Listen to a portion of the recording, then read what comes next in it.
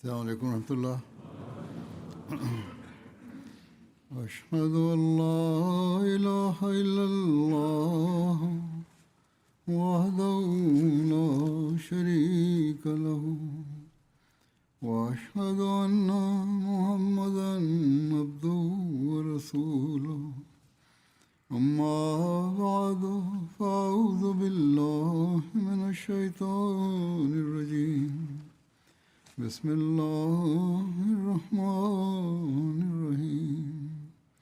الحمد لله رب العالمين الرحمن الرحيم مالك يوم الدين إياك نعبد وإياك نستعين اهدنا الصراط المستقيم صراط الذين أنعمت عليهم غير المغضوب عليهم ولا الضالين.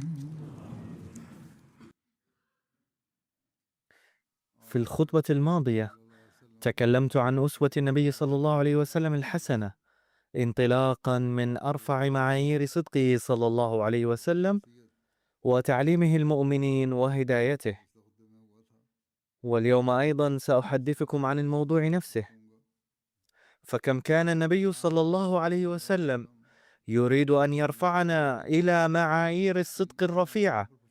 فعن ذلك هناك رواية عن حفص بن عاصم قال: قال رسول الله صلى الله عليه وسلم: كفى بالمرء كذبا أن يحدث بكل ما سمع. فلاحظوا كم هذه العادة متفشية في الناس، وهذه السيئة موجودة في بعض أبناء الجماعة أيضا. ويكتب إلي بعضهم أن فلانا تصرف بكذا وكذا، وعند تقصي الحقائق يظهر أن ما قاله ليس صحيحا.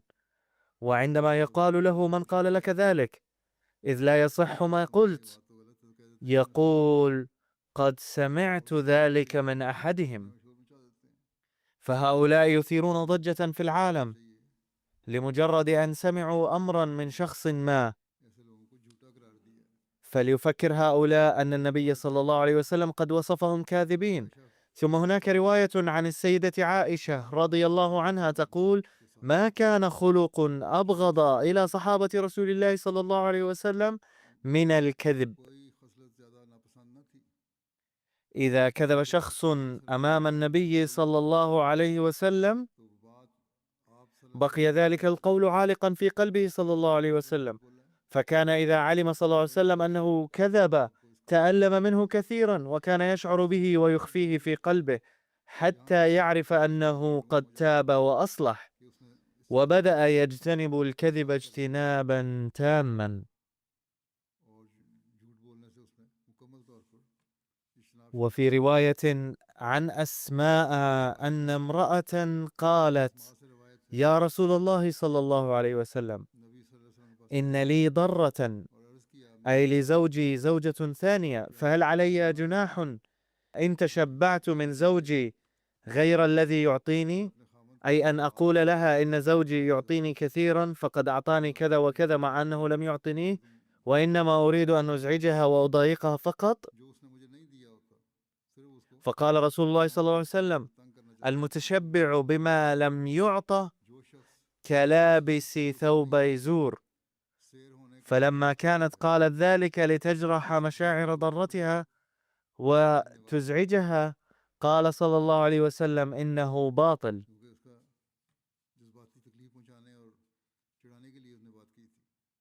قد ورد في شرح هذه الرواية أن كلمة ثوب استخدمت هنا مجازا، ومعناه أن الذي يوظف الكذب والزيف فكأنه ارتدى ثوبي الكذب، إذ جعل أحدهما رداء والآخر إزارا، أي أنه كذاب من الرأس إلى القدمين.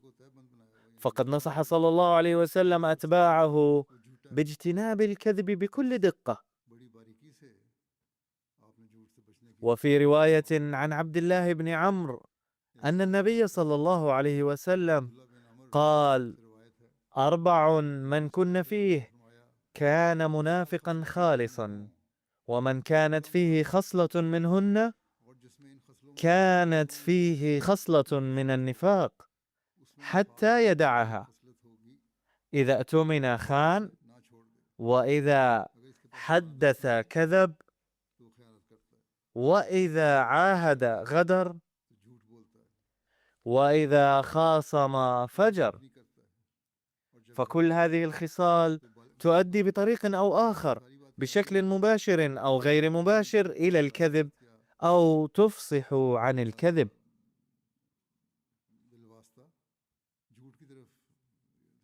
فهذه العيوب الأخلاقية علامة النفاق، وفي ضوء ذلك يجب أن نفحص أنفسنا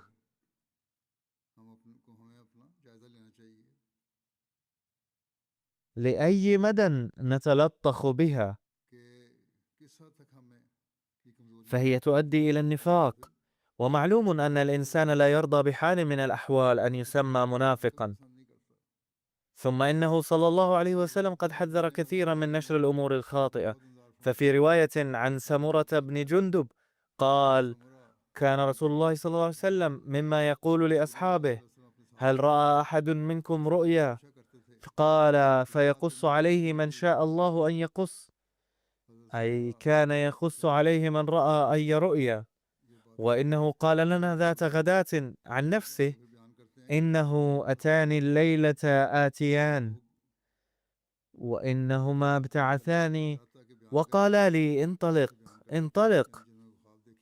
فانطلقت معهما، فأتينا على رجل مستلق لقفاه، وإذا آخر قائم عليه بكلوب من حديد، وإذا هو يأتي أحد شقي وجهه فيشرشر شدقه إلى قفاه، ومنخراه إلى قفاه، وعيناه إلى قفاه،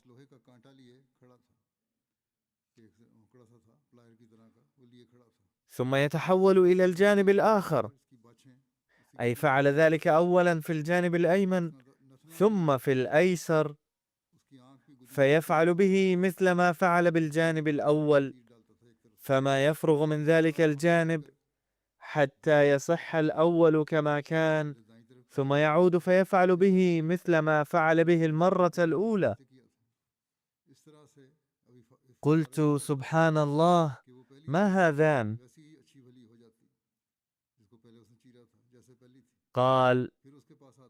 قالا: إنا سنخبرك. أما الرجل الذي أتيت عليه يشرشر شدقه إلى قفاه، وعيناه إلى قفاه، ومنخراه إلى قفاه، فإنه الرجل يغدو من بيته فيكذب الكذبة تبلغ الآفاق،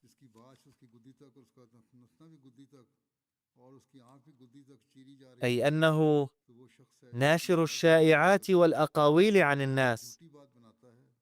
بعض الناس يتكلمون أحيانا لمتعة اللسان والاستمتاع فقط، أو تشويه سمعة شخص في المجتمع، أو لإلحاق الضرر بطريق أو آخر. فهؤلاء يجب أن يتذكروا أن ذلك قابل للمؤاخذة، ويعاقب الله على هذه التصرفات. فثمة حاجة ماسة للخوف والاستغفار.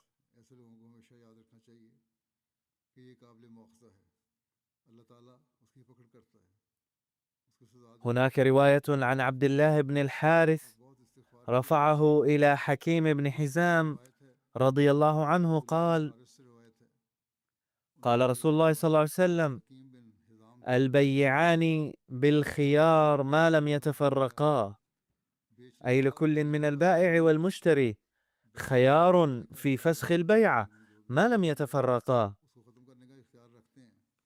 أي يمكن أن يفسخ أحدهما البيع ما داما مع بعض، أما إذا تفرقا فلا يبقى لهما الخيار. إذا صدقا وبينا بورك لهما في بيعهما، وإن كتما وكذبا محقت بركة بيعهما. كثير من النزاعات التجارية تنشأ بسبب قول الزور، فلا يبارك الله تعالى في أقوال هؤلاء ولا في تجارتهم، فهم يتكبدون الخسائر في الدنيا ويعدون مذنبين عند الله ويستحقون العقوبة. और अल्लाह ताला फिर ऐसे लोगों की बातों और कारोबारों में बरकत नहीं डालता। दुनिया में तो जो नुकसान उन्होंने उठाना होता है उठाते हैं, अल्लाह ताला के यहाँ भी गुनहगार ठहरते हैं और सजा पाते हैं। फिर هناك رواية عن ابن عمر رضي الله عنه أن النبي صلى الله عليه وسلم قال: إذا كذب العبد تباعد عنه الملك ميلا उससे एक من نتن ما جاء به. बदबू की वजह से وفي رواية عن أبي هريرة رضي الله عنه أن رسول الله صلى الله عليه وسلم مر على صبرة طعام فأدخل يده فيها فنالت أصابعه بللا، अनाज के فقال: ما هذا يا صاحب الطعام؟ हाथ इसके अंदर डाला, أي لماذا هناك बلل في الطعام؟ गीला गीला لعله حنطة أو ذرة أو شيء آخر. قال: रहे हो तुम, أصابته السماء يا رسول الله. गंदम था या मकई थी या जो भी था, قال: ये क्या أفلا جعلته فوق الطعام؟ إذا كان المطر قد نزل عليه فلماذا أخفيته؟ بل كان يجب أن تضع الطعام المبلل في الفوق उसे फिर كي يراه الناس. من غش فليس مني. अगर इस पर बारिश हो गई थी तो ऊपर रखते ताकि लोग उसको देख सकते, जिसने فينبغي لأهل التجارة أن يتأملوا هذا المعيار الدقيق الذي أراد النبي صلى الله عليه وسلم تحقيقه في المسلم. लोगों को भी देखना चाहिए। غير أنه للأسف यार है जो आप بات المسلمون أنفسهم مشهورين في العالم بالغش والكذب في معاملاتهم التجارية. मुसलमान ही نحن اليوم إذ نؤمن بالمسيح الموعود عليه السلام وندعي الإيمان الحقيقي بالنبي صلى الله عليه وسلم، يجب أن يكون في كل قول وفعل منا أرقى معايير الصدق، हकीकी ईमान लाने وإلا فقد قال النبي صلى الله عليه وسلم: तो हमारे من غش فليس مني. का आला मयार होना चाहिए, वरना हज़रत रसूल ने फरमाया अगर ये नहीं तो तुम मुझ में से नहीं हो, तो मेरा कोई ताल्लुक नहीं तुम्हारे से। बेशुमार नसायर हदायत सच्चाई को बारीकी से देखते हुए इख्तियार करने की आपने तलकीन फरमाई, और कोई शख्स والآن सकता जब तक वो सच्चाई أقدم بعض الأشياء من سيرة النبي صلى الله عليه وسلم. की सीरत के हवाले से अब मैं बात बातें पेश करता हूँ।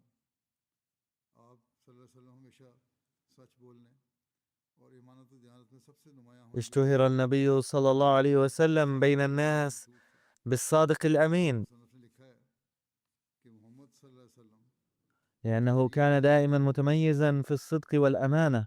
उनके पास इनसे पहले कोई डरने وقد वाला كتب أحد المؤلفين أن النبي صلى الله عليه وسلم بعث في زمن الجاهلية लोग बुतों ولم يأت قبله لقومه نذير، आप सल्लल्लाहु अलैहि वसल्लम को उन्हीं के दरमियान बचपन ही में يعني لم يأتهم نبي، गई, हालांकि आप शैतान فكانوا يعبدون الأصنام والأوثان والطواغيت.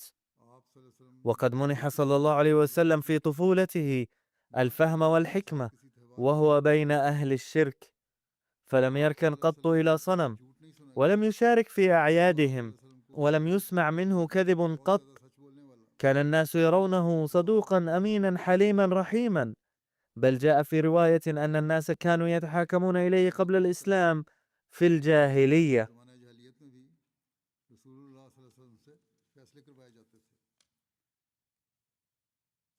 इस बात को बयान करते हुए एक जगह मुस्लिम ने قد علق حضرة المصلح الموعود رضي الله عنه على ذلك قائلا: मजमूई शहादत वो है जो आपकी कौम ने दी कि आपकी नबूवत के दावे से पहले आपकी إن الشهادة الإجمالية दीन और सदीक على أخلاقه الحسنة هي تلك التي أدلى بها قومه، إذ لقبوه قبل دعوى النبوة بالأمين والصادق. होते हैं, وكثيرون في الدنيا لا يثبت عليهم الخيانة، وكثيرون لم تتح لهم الفرصة للمرور بالمحن الكبرى और उनकी فنجحوا في الابتلاءات الصغيرة लेकिन इसके ونالوا شهادة أمانتهم، उनकी कोई غير أن ملتهم لا تمنحهم لقبا خاصا، दिए जाते हैं। لأن الألقاب الخاصة لا تمنح إلا لمن يفوق غيره आम लोगों पर في صفة بعينها فوقا بينا. हर सिपाही अपनी जान को खतरे में डालता है, فكل جندي في المعركة يعرض نفسه للخطر،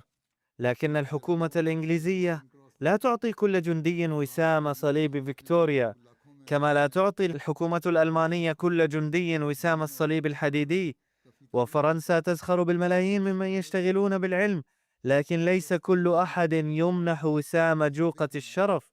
فمجرد كون المرء أمينا صادقا لا يلقي ضوءا خاصا على عظمته. أما أن تلقبه أمته كلها بالأمين والصديق فهذا أمر غير عادي. لو كان أهل مكة يلقبون شخصا من كل جيل بالأمين والصديق لكان الحائز على هذا اللقب يعد رجلا كبيرا بلا شك.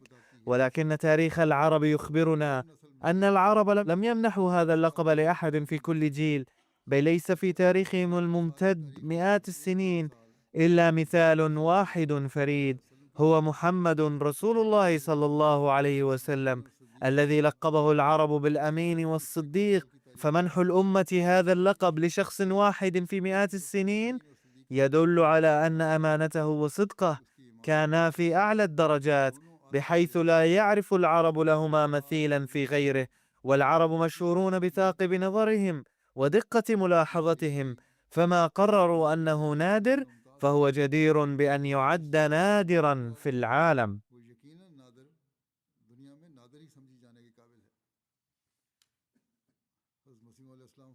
يقول سيدنا المسيح الموعود عليه السلام: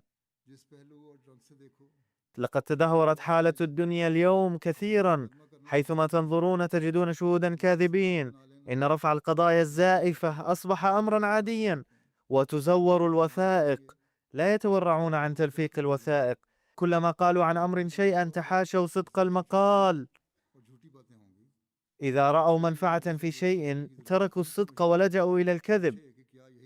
فليسأل أحد أولئك الذين لا يدركون حاجة إلى هذه الجماعة: هل هذا كان الدين الذي جاء به النبي صلى الله عليه وسلم؟ يعني عليه السلام أنني أنشأت هذه الجماعة ليثبت أبناؤها على الصدق. ثم قال: لقد سمى الله تعالى الكذب رجسا، وأكد على اجتنابه فقال: اجتنبوا الرجس من الأوثان واجتنبوا قول الزور، أي عد الكذب مثل عبادة الأوثان. فكما يخضع شخص غبي رأسه أمام حجر، أي اجتنبوا هذه النجاسة كأنها من كبائر الإثم، لأن مثل الكذب كمثل وقوعكم في الرجس والعمل السيء. فقد قال عز وجل: إن عبادة الأصنام عمل خاطئ ونجس. وقد ذكر الله عبادة الأصنام والكذب معا، إذ كما يعرض الأحمق عن الله ويركع أمام الحجر، كذلك يعرض عن الصدق والحق ويتخذ من الكذب صنما لتحقيق مآربه. وهذا هو السبب في أن الله تعالى قرن الكذب بعبادة الأصنام.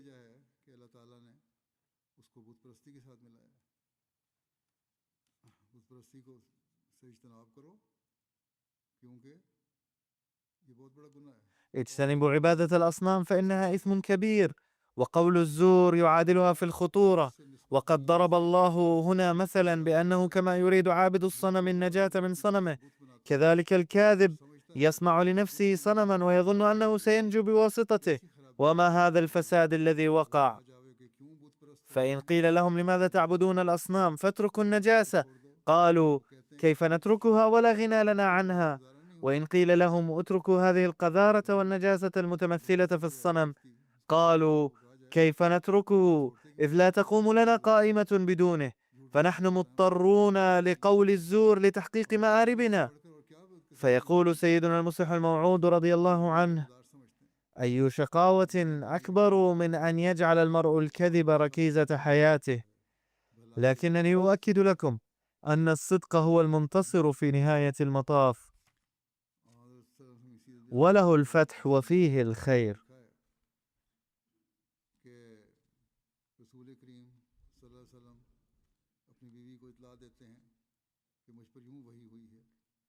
وفي معرض حديثه عن سيرة النبي صلى الله عليه وسلم كتب المصلح الموعود رضي الله عنه في موضع: فلما بلغ زوجته بنزول أول وحي عليه لم تقل له: ما هذه البدعة التي جئت بها؟ وإنما قالت: والله ما يخزيك الله أبدا، إنك لتصل الرحم وتحمل الكل وتكسب المعدوم وتقري الضيف وتعين على نوائب الحق، أي لا تقلق فإن ما جئت به حق وصدق. ثم أخذته زوجته إلى أخيها ورقة بن نوفل الذي كان عالما بالعلوم الإسرائيلية، فما إن سمع من النبي صلى الله عليه وسلم حكايته حتى قال: هذا الناموس الذي نزل على موسى عليه السلام، وهو يشتمل على الأحكام والتعاليم التي تشبه ما نزل على موسى من وحي.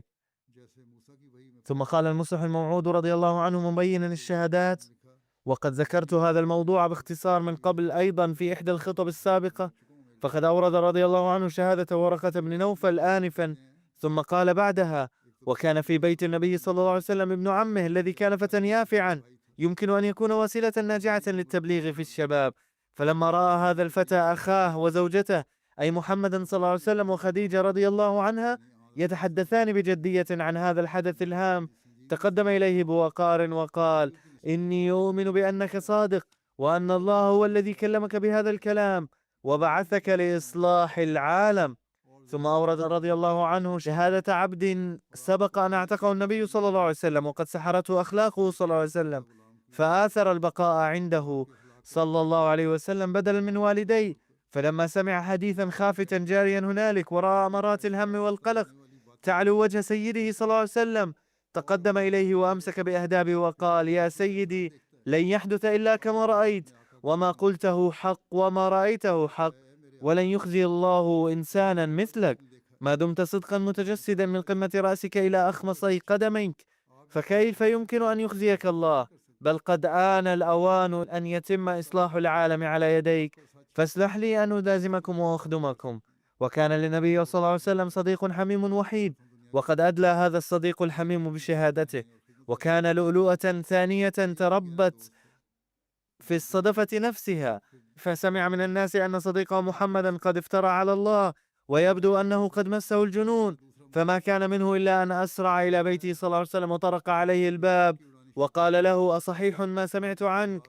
فأراد النبي صلى الله عليه وسلم توضيح الأمر له، فقال: أستحلفك بالله ألا تقدم لي أي دليل، بل أخبرني فقط، أصحيح ما يقال عنك؟ فقال النبي صلى الله عليه وسلم: نعم. فقال أبو بكر: يا صديقي الصدوق، أشهد أنك رسول الله، أشهد أنك رسول الله، لقد كدت تجعل إيماني ضعيفا بتقديمك الأدلة، فقد رأيت صدقك بحيث لم أعد بحاجة إلى الأدلة. ثم قال أبو بكر رضي الله عنه: يا صديقي، كيف يمكن أن يشك في كلامك من رأى وجهك؟ مما لا شك فيه أن المعارضة كانت أمرا محتوما، لأنه كما قال ورقة بن نوفل: لم يأتي رجل قط بمثل ما جئت به إلا عودي. ولكن انظروا إلى قدر الله تعالى كيف آتاه عز وجل أصحابا قبل هبوب عاصفة المعارضة. كان في مكة عالم بالإسرائيليات واحد هو ورقة بن نوفل، فصدق النبي صلى الله عليه وسلم بمجرد أن سمع قصة نزول الوحي عليه. أما زوجته خديجة فبدأت تطمئنه وتدعو له بعد سماع خبر نزول الوحي عليه. أما علي ابن عمه الذي كان لا يزال صغيرا وكان شاهدا على سمو أخلاقه في البيت، فقدم نفسه لنصرته وخدمته صلى الله عليه وسلم. أما زيد عبده العتيق الذي سحرته أخلاقه صلى الله عليه وسلم بعد أن شاهد أمانته في التجارة ورعايته للفقراء لفترة طويلة، فجعل يحلف على صدقه صلى الله عليه وسلم. وأما أبو بكر صديق طفولته الذي كان من أشراف مكة، فبمجرد أن سمع عن دعواه صلى الله عليه وسلم صار من غلمانه وخدامه. لا شك أن هذا الإخلاص الذي رآه النبي صلى الله عليه وسلم من هؤلاء الخدام قد غمر قلبه بمهجة وسرور. لا جرم أنه عندما كان يسمع ضجة أهل مكة ومطاعنهم كان يبتسم ويقول في نفسه: هذا حكمكم أنتم الذين لا تعرفونني، ولكن انظروا إلى حكم الذين يعرفونني، وكيف أنهم وقفوا لحمايتي من يميني وفي شمالي ويفدونني بالأرواح. لقد سأل موسى عليه السلام ربه أن يعطيه وزيرا لحمل أعبائه. هنا يقارن المصلح الموعود رضي الله عنه في تفسير هذه الآية بين أصحاب موسى وأصحاب النبي صلى الله عليه وسلم، لذلك ضرب مثل موسى عليه السلام. أما محمد صلى الله عليه وسلم فقد أعطاه الله تعالى بدون سؤال 5 وزراء حملوا عنه وزره إلى أقصى الحدود، لا شك أنه ورقة بن نوفل توفي بعد فترة وجيزة، ولكنه قدم على صدق النبي صلى الله عليه وسلم شهادة لن تنمحي أبدا للدهر.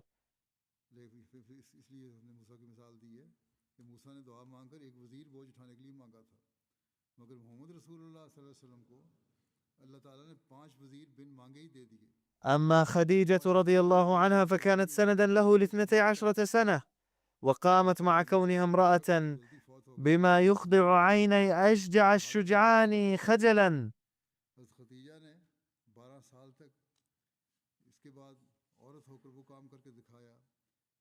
وقدم زيد بعد ذلك نموذجا منقطع النظير للتضحية ل20 سنة، وفي الأخير بين بإراقة دمه الزكي تحت حد السيف كيف يجب أن يكون وزراء محمد رسول الله صلى الله عليه وسلم. أما أبو بكر وعلي فعاشا بعد وفاته صلى الله عليه وسلم وصارا من خلفائه، وقدم صبغة فريدة جديدة للوزارة. وقال أيضا رضي الله عنه في سياق بيان أسوة النبي صلى الله عليه وسلم: من أقوى الأدلة على صدق المدعي الصادق نفسه المطهرة التي تنادي بأعلى صوتها وتخاطب المعارضين والموافقين، وتقول للأجانب والمعارف، وتعلن للأباعد والأقارب قائلة: انظروا إلي وفكروا جيدا قبل أن تسارعوا إلى تكذيبي، هل بإمكانكم أن تكذبوني؟ أفلا يجعلكم تكذيبي عاطلين من جميع الوسائل التي تدركون بها حقيقة شيء من الأشياء؟ إذا عزوتم الافتراء إلي أفلا تسدون بذلك عليكم كل الأبواب التي تنالون بها غاياتكم المنشودة؟ إن كل شيء في هذا العالم يقتضي التدريج والتسلسل لكماله، فلا الحسنات تبلغ كمالها دفعة واحدة بغير المرور بالدرجات المتوسطة، ولا السيئات تبلغ منتهاها دون قطع المراحل المتدرجة. وكيف يمكن أن يجري المرء ناحية المغرب ويجد نفسه فجأة في المشرق؟ أي من المحال أن يجري المرء إلى جهة ويصل إلى جهة غير التي توجه إليها. وهل يعقل أن يسير المرء إلى الجنوب ثم يجد نفسه في آفاق الشمال؟ النبي صلى الله عليه وسلم يقول لقومه: لقد قضيت عمري كله بين ظهرانيكم، وكنت صغيرا حتى صرت فتى يافعا بين أيديكم، وكنت شابا ثم صرت كهلا أمام أعينكم، وقد وقعت سوانح حياتي الشخصية والاجتماعية أمامكم، فما من عمل من أعمالي هو غمة عليكم، وما من قول من أقوالي هو خاف عنكم. ثم هل منكم من أحد يستطيع أن يقول إنني كذبت مرة؟ هذا ما يعلنه النبي صلى الله عليه وسلم، يقول: هل فيكم أحد يستطيع أن يقول إنني كذبت مرة، أو ظلمت أو خدعت أو زورت أو هضمت حق أحد أو أردت السيادة أو سعيت للحكم؟ لقد اختبرتموني في كل موطن وسبرتموني في كل حال، فلم تجدوا قدمي إلا راسخة على جادة الاعتدال، وألفيتموني بريئا من كل زيف، حتى نلت لقب الأمين والصدوق من قبل الأعداء والأصدقاء على السواء. كنت عندكم إلى الأمس أمينا وصدوقا ومعيدا عن الكذب والزور كل البعد، وفدا للحق، بل كنت مفخرة للصدق والسداد، وكنتم تثقون بي في كل أمر وتجعلون رأيي على الرأس والعين. فما هذا الانقلاب الذي حدث فجأة، أن أصبحت اليوم شر من كل شرير وأحط من كل منحط بمجرد دعوة واحدة؟ ما كنت أفتري على إنسان من قبل، أما اليوم فقد أصبحت مجترئا حتى على الافتراء على الله تعالى. هل تجدون في نواميس القدرة نظيرا لهذا التغير المدهش والانقلاب الغريب؟ لو كنت عشت بينكم يوما أو يومين لأمكنكم القول إنه تكلف وتظاهر بما ليس فيه، ولو كنت أقمت بين ظهرانيكم عاما أو عامين لجاز لكم أن تقولوا إنه فعل ذلك لخداعنا، ولكني قد عشت بين ظهرانيكم عمري كله، وقد شهدتم طفولتي ورأيتم شبابي، ولم تكن كهولتي أي زمن بداية الشيخوخة بغائبة عن أعينكم، فكيف أمكن لي هذا التكلف والتزوير؟ وكيف تكلفت وتظاهرت بما ليس عندي في طفولتي التي لا تفرق بين الخير والشر؟ وكيف زورت وأخفيت حقيقتي في شبابي الذي يقال عنه إنه جنون ومجون. بالله فكروا قليلا، فمتى كان هذا الخداع مني وكيف فعلته؟ فلو أجلتم الفكر في حياتي لوجدتموها بريئة من كل لوثة وعيب. وليس ذلك فحسب، بل لألفيتموها مثالا للصدق والطهر. فلا تدعوا الليل رغم رؤية الشمس طالعة، أي ما دامت الشمس طالعة فلا تقولوا إن الليل مخيم، فإن أمري واضح وضوح الشمس في كبد السماء.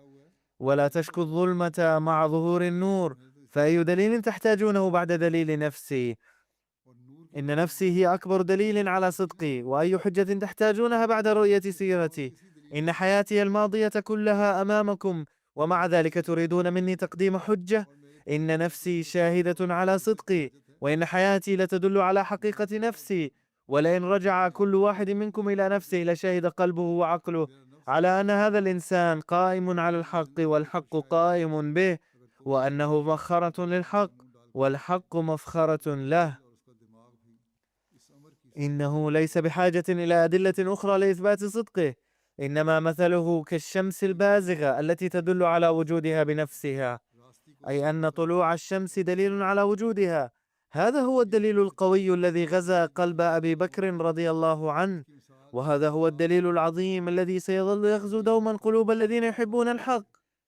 لما أعلن النبي صلى الله عليه وسلم النبوة، كان أبو بكر رضي الله عنه في دار أحد أصدقائه، فأخبرته هناك مولاة له بأن زوجة صديقك أخبرتها بأن زوجها قد أصبح نبيا مثل ما كان موسى نبيا. فما كان من أبي بكر إلا أن قام لساعته وقصد بيت النبي صلى الله عليه وسلم وسأله عن الخبر، فقال: نعم، إني رسول الله. فلم يلبث أبو بكر أن صدق دعوى النبي صلى الله عليه وسلم.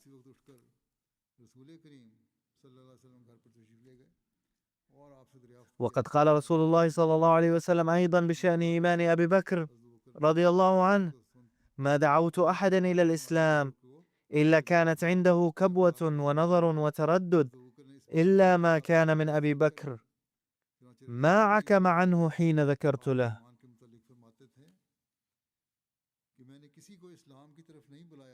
فما الذي دفع أبا بكر رضي الله عنه إلى الإيمان برسول الله صلى الله عليه وسلم من دون أن يرى أي آية؟ لم يكن ذلك إلا نفس رسول الله صلى الله عليه وسلم المطهرة الناطقة بالشهادة على صدقه.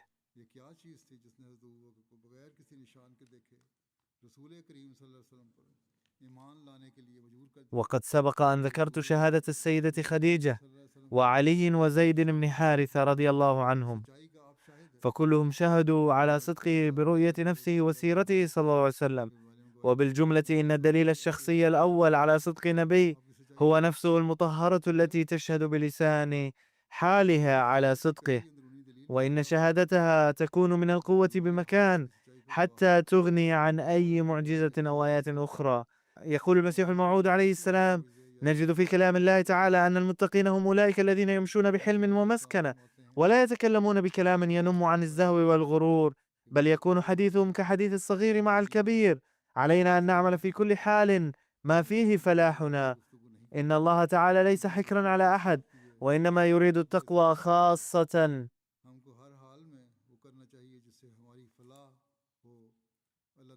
فمن اتقى بلغ الدرجة العليا. لم يرث رسول الله صلى الله عليه وسلم ولا إبراهيم عليه السلام العزة من أحد. لا شك أننا نؤمن أن عبد الله والد النبي صلى الله عليه وسلم لم يكن مشركا، إلا أنه لم يورثه النبوة، وإنما تشرف بها بفضل من الله تعالى.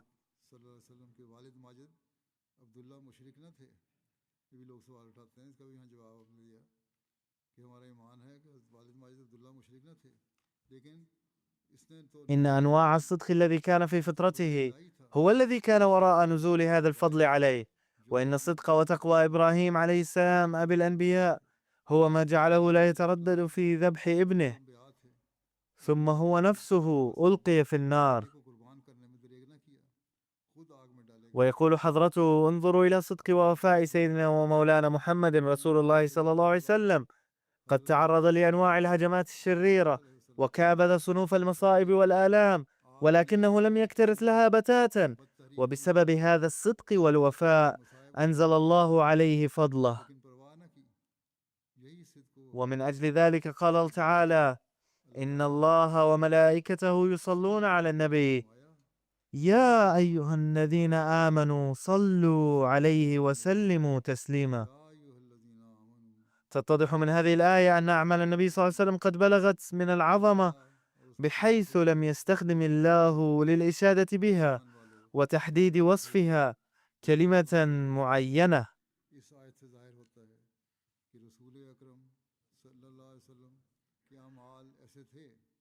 لا شك أنه كان بالإمكان استخدام كلمات لائقة بها، ولكن الله تعالى لم يستخدمها قصدا، ذلك لأن أعماله الصالحة فاقت الوصف، ولم يستخدم الله تعالى مثل هذه الآية بحق أي نبي آخر. كانت روحه صلى الله عليه وسلم متحلية بالصدق والوفاء، وكانت أعماله مرضية عند الله تعالى بحيث أمر الناس بالصلاة عليه للأبد شكرا على هذه النعمة.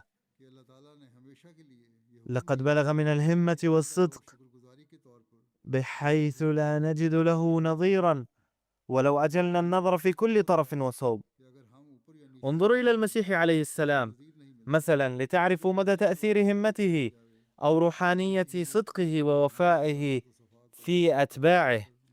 يعرف الجميع كم هو صعب إصلاح إنسان سيء السلوك، وكيف يبدو تطهير المرء من عاداته الراسخة أمرا شبه مستحيل، ولكن نبينا المقدس صلى الله عليه وسلم قد أصلح آلاف الناس الذين كانوا أسوأ من الوحوش. كان بعضهم لا يفرقون كالبهائم بين الزوجات والأمهات والبنات، وكانوا يأكلون أموال اليتامى وأموال الأموات، وكان بعضهم عبدة النجوم وبعضهم ملحدين وبعضهم كانوا يعبدون أشياء أخرى. ماذا كانت حالة الجزيرة العربية؟ كانت مجموعة أديان شتى، وكان أكبر منافع هذا الوضع أن القرآن الكريم جاء حاويا كل نوع من الهدى، ففيه تعاليم كافية للقضاء على كل عقيدة باطلة وتعليم سيء يمكن أن يوجد في العالم. فهذه حكمة إلهية عميقة وتصرف، إذ بعث النبي صلى الله عليه وسلم في زمن بلغت فيه الجاهلية ذروتها، ثم جعل من أولئك الناس الذين كانوا كالحيوانات بشرا متحضرين. اللهم صل على محمد وعلى آل محمد وبارك وسلم إنك حميد مجيد. نسأل الله تعالى أن يوفقنا أيضا للتأسي بأسوته الحسنة، وأن يمكننا من العمل بالقرآن الكريم وبأوامره صلى الله عليه وسلم، وأن يرزقنا رفع معايير الصدق إلى مراتب عليا. آمين.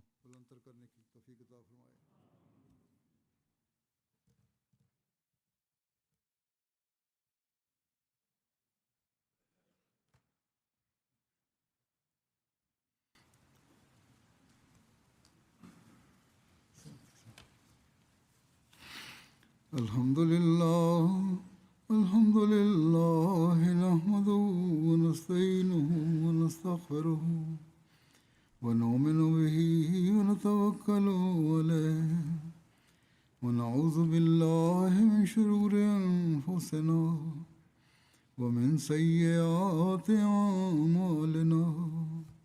من يهده الله فلا مضل له ومن يضلل فلا هادي له.